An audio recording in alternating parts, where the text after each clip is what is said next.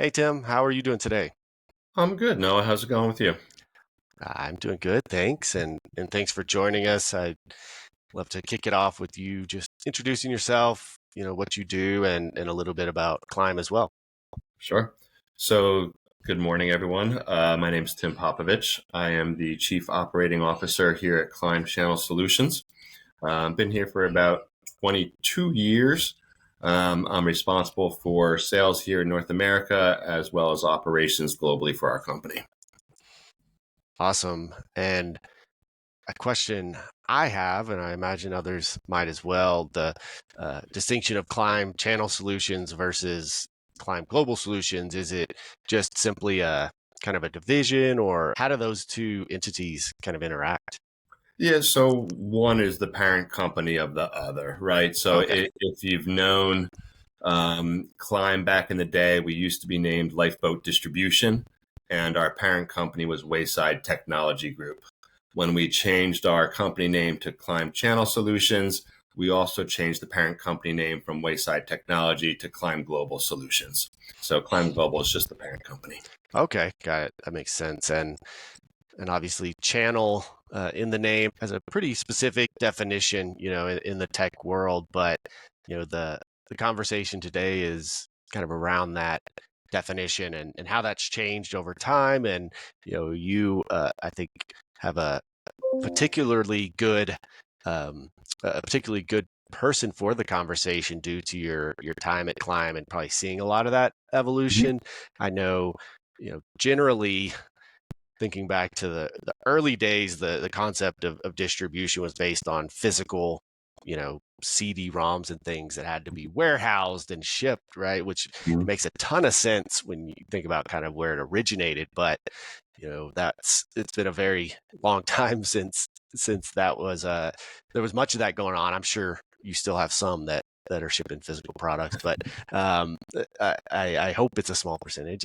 But with all the it started kind of with digital downloads and now SaaS and there's less need for a physical distribution, a physical warehousing, and the phrase I found in my research was traditional distribution was known as a bank in a barn. Well, barn being the warehouse and bank being the credit provider, and also of course liability and contracting and kind of how all that works of who's responsible for warranting the warrantying of certain products. But how have you seen that kind of evolve, in your time at Climb, and what do you see as kind of the biggest role of distribution today?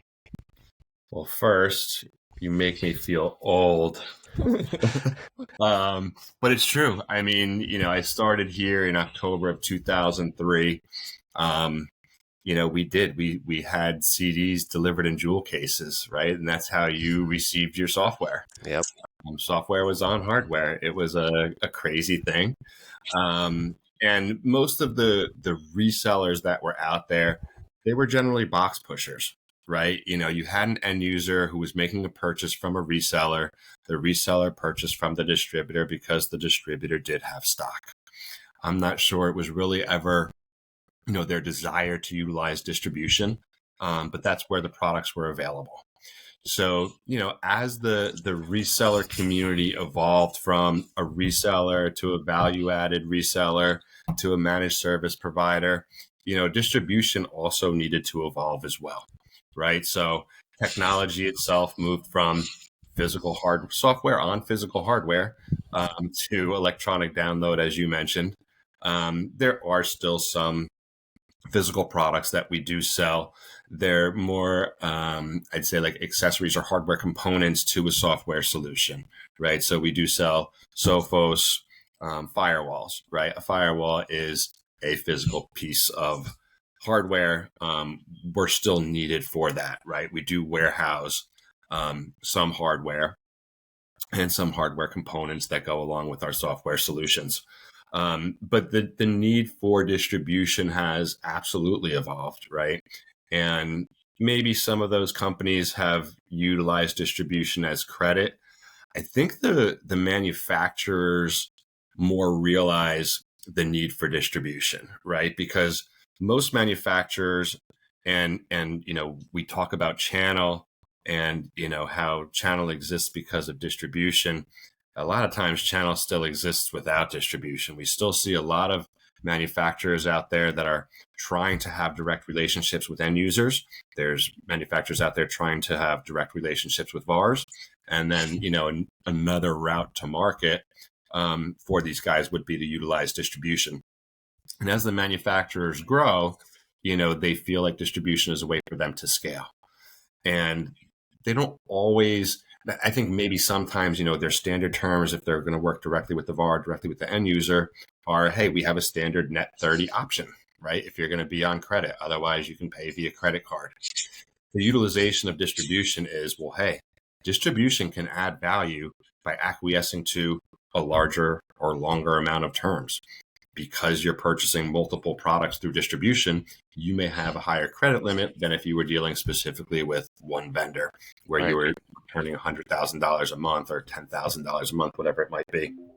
Obviously the barn piece has gone away a little bit because we have so much electronic delivery of software.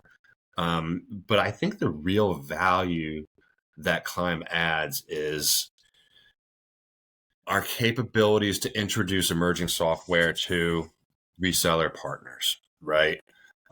There are so many different solutions out there. I mean, 5,000, 6,000 different solutions, right? And there's so many manufacturers that have a specific solution. But even if there's 10 manufacturers that have a similar solution, they all have key differentiators in what makes their solution better or different from their competition. Right. So it's kind of Climb's job to get out there and push to the reseller community, hey, these are what we believe are best of breed softwares, and this is why we're distributing. And because they're emerging, they might not be well known throughout the community yet. And it's our job to kind of, proliferate those vendors.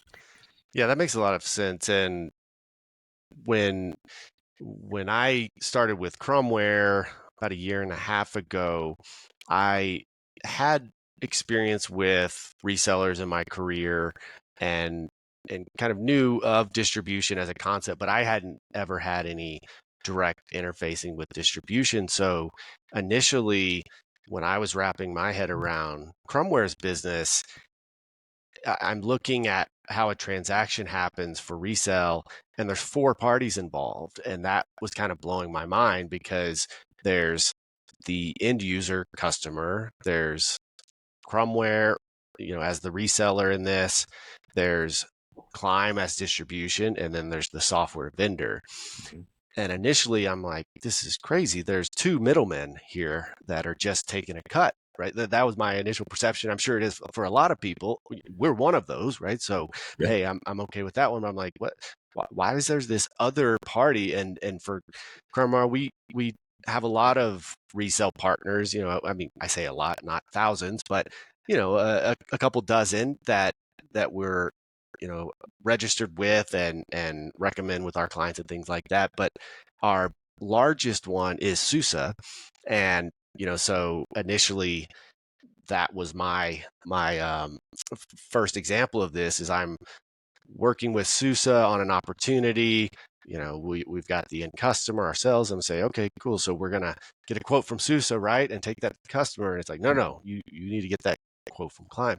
So I tell that story because I'd imagine a lot of people have maybe not that exact perception, but different kind of views or confusion, or not even understanding why in the world do you need so many parties. And like you said, there are so many different models out there. Some software vendors exclusively sell directly and don't go through resellers or distribution. Some, like you said, only go through resell and don't have the distribution component, and some have both. And so as I've gotten used to this model and understanding it, and then doing research for our conversation, I have to admit I learned a lot and started to understand more of the value. So there's for the end customer, I guess it kind of depends on the scenario and the reseller that they're working with and things like that. But for the reseller, in this case Krumware, and the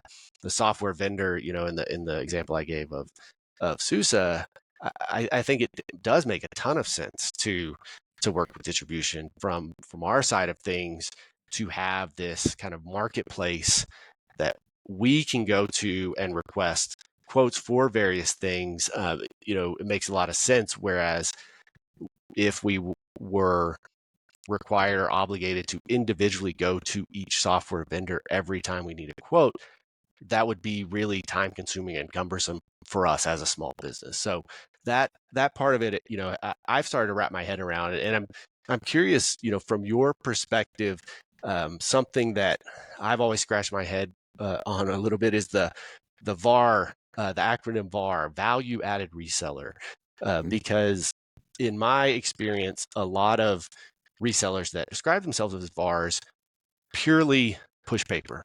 They are purely resellers, and I think somehow the VA, value added aspect of that acronym, got lost along the way, and it used to be about truly adding value, bringing services along with it, or customization and things like that.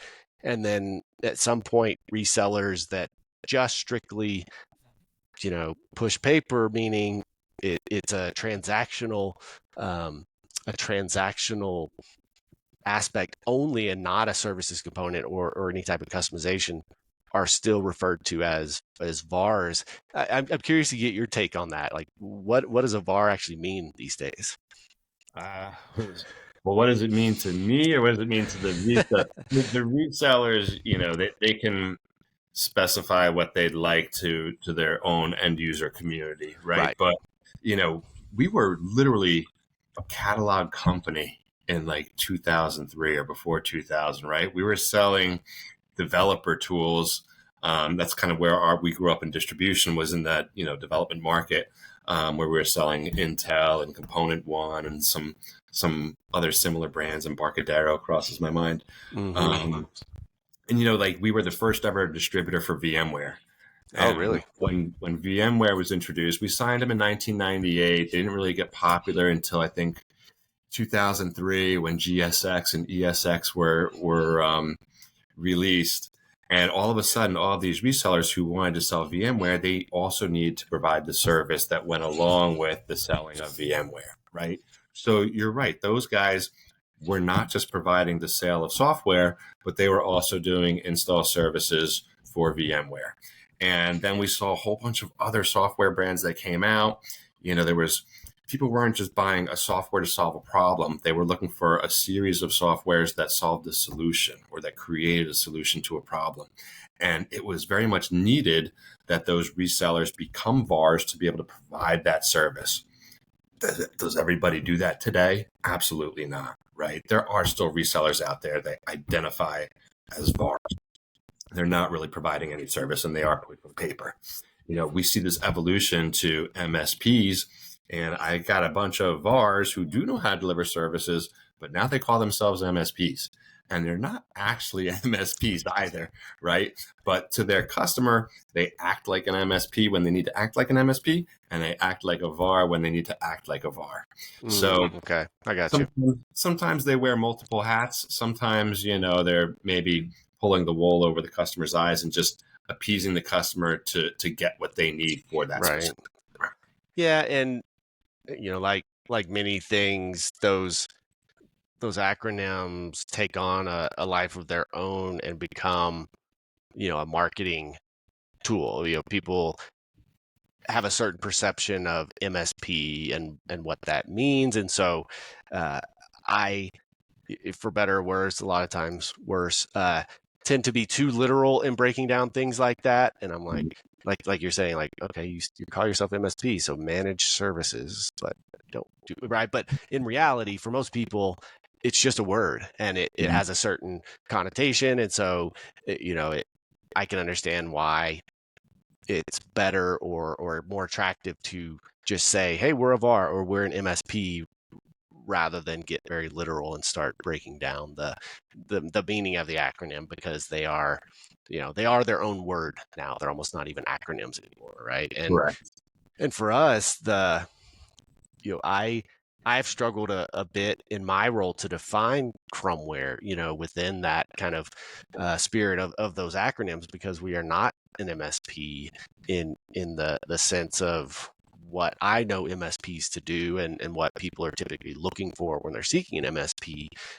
We do custom software and we do platform engineering, and we offer very specific niche but cutting edge technology services. And so we are a VAR in the in more of a true sense. We're very, it does happen, we're very rarely just a transactional partner that says, here's the paper, and we take a portion of that transaction.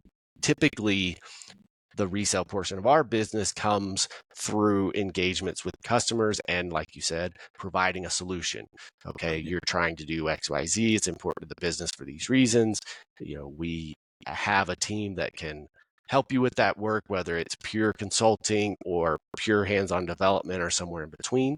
And in doing that, inevitably there are software solutions that come up that need to be implemented to reach that goal. And in those cases, that's where we are the VAR, the reseller. And you made a comment in setting up this this conversation that there's partnering for success versus this who owns the customer, in these relationships between, in some cases, 4 parties involved. And, I would love to hear your kind of view on what does that look like? What does good look like when the reseller and the software vendor, the distributor, are truly partnering for success?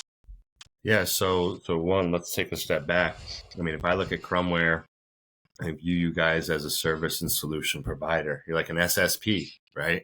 Nobody's come up with the acronym yet, but that's what you guys are. I love it. It just happened. There it is. We'll create it ourselves. Yep. But yeah, I mean, there used to be, and sometimes there still does exist, right? There's a contract. You feel like you own a customer because you own a contract for a specific period of time. Does that mean you own the customer? Absolutely not. The customer, in most cases, is free to go and buy whenever and whatever they want. Maybe you yourself sell the product. Maybe you don't, right? And I think that as all of these solutions become more and more complex, like you said, you provide a service, you have custom solutions. In addition, you buy SUSE product, right? SUSE is its own product. You can customize on top of that, and then you can deliver your service to solve a business problem. And really, you need all hands on deck to be able to do that. You have SUSE as the manufacturer. You're always going to leverage them. You have distribution because you have a subset of products that you can buy from distribution that maybe complement SUSE as well. Yeah. And then you have your own solution and you can provide the service that goes along with it. So it really takes the manufacturer, the distributor, the reseller, VAR, MSP, or service solution provider to really make that customer happy, right? And I think that we've entered a world where you can't just do it on your own anymore. And it does take an army to make an end user happy. And that's generally where we're at these days. Yeah, and I want to talk about the latest work that Krumware and Climb are doing together, and I'll first kind of preface how this came to be and the need that we saw. So in that world that we live in, as Krumware and as a SSP, as you said, we often times compete, whether we realize it or not, with much larger resellers that are global companies with thousands of employees and huge sales teams. And the nature of the game is volume is king, right? If you're doing tens of millions or hundreds of millions of dollars in transaction, of course you're going to get better pricing than someone like Krumware, who is a small company. We're not doing tens of millions of dollars in these resale transactions. So we we're in scenarios where we would be brought into an opportunity to, in the pre-sales, motion a lot of times, to help sell a solution, and I say brought in by a software vendor partner that knows what we do well, knows our expertise, and says, hey, let let's engage with this potential customer together and sell the solution together. We do that. We put in the work, and ultimately it leads to a transaction for that software vendor, but for various reasons, they purchase through a different reseller. And so in some cases, we still do end up with a services engagement, and that's good. But a lot, just looking at the economics of our business, it's like, man, that's not good, that we're not able to more consistently capture both, the resale portion of this and the services. And in some cases we get locked out of all of it. We put in that pre-sales work, and then there's actually no transaction for Krumware. They end up buying through a different reseller, and they only buy, the software portion, not the services portion. And wow, we spent a lot of time with no return. So what Colin, our founder and CEO, kind of came up with that could help with some of those scenarios is, well, if the end customer ultimately says we're going to use CDW or SHI, or one of the many that have that kind of global scale for the transaction, we don't want to be eliminated from the conversation in terms of our services, right? There's only so much we can do to lead the customer, to the resale transaction with Krumware. So what we've done, and Climb's been awesome in partnering with us on this, is make our services available through distribution, make them more productized, give it a SKU.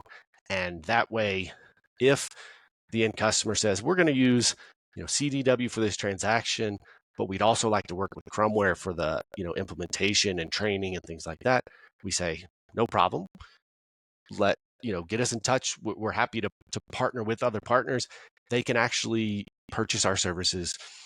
You can purchase our services. Let CDW know that they can request a quote, for SUSE or whatever it may be, and Krumware. And so it's all on the same paper, makes it easy for the customer, and creates that win five. Now we're up to maybe five parties about right. But yeah, want to get your kind of side of that story as well, and how you see that services through distribution kind of playing out. And are there others that you've been testing this model on, or maybe you have others that you've been successful with this model?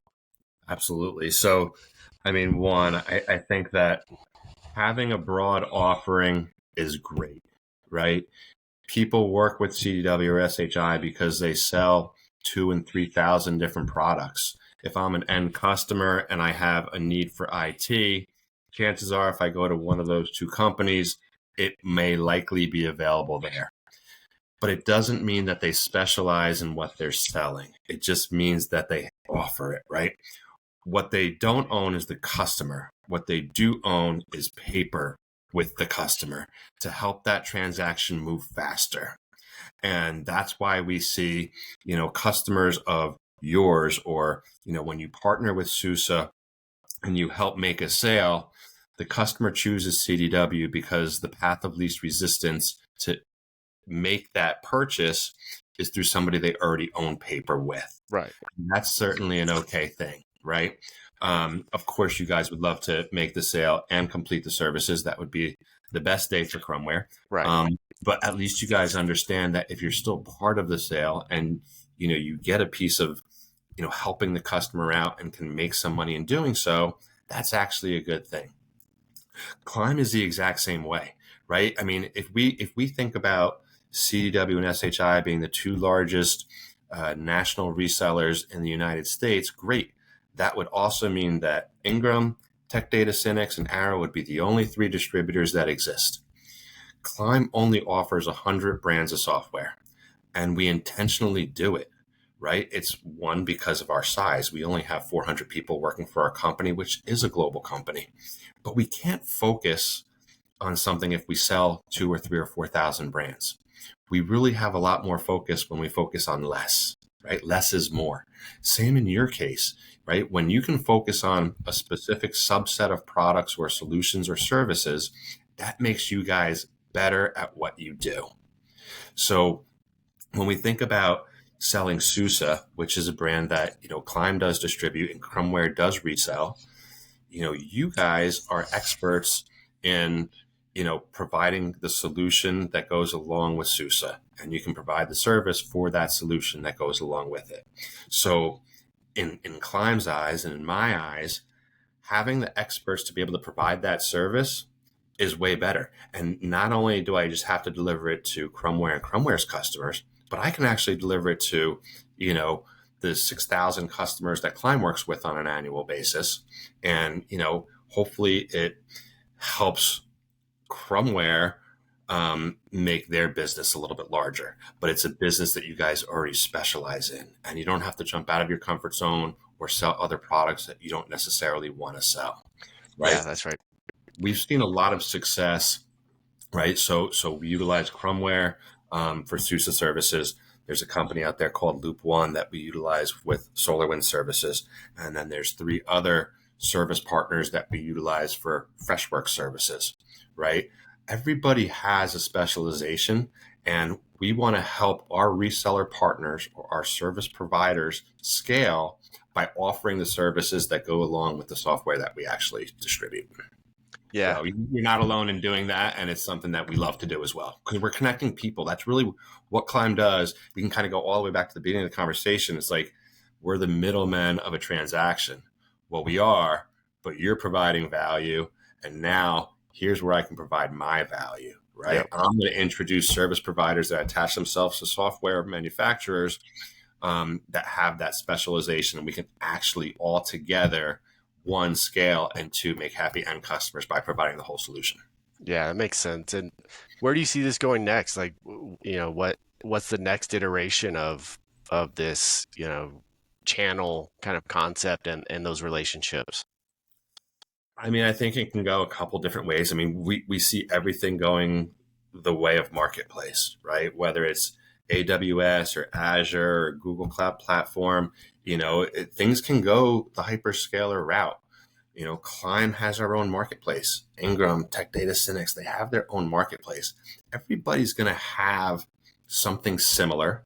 I think that marketplaces are the wave of the future, right? What we all offer might be different. It might be similar, from a product subset.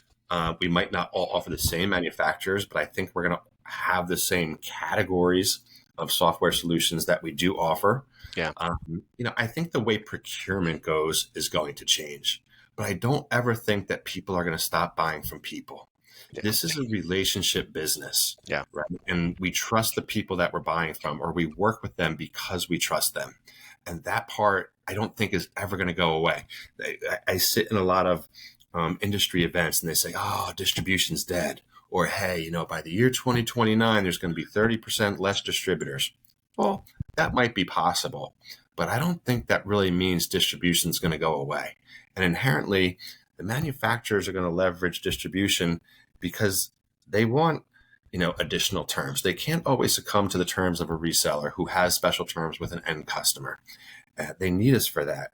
We will be a consolidatory place for resellers who want to buy multiple products from one specific place, whether it's just, through our line card and, working with us day to day, or whether it's through our marketplace. Like, that has to happen. But people are still always going to buy from people. So you should always exist, and hopefully I will always exist as well.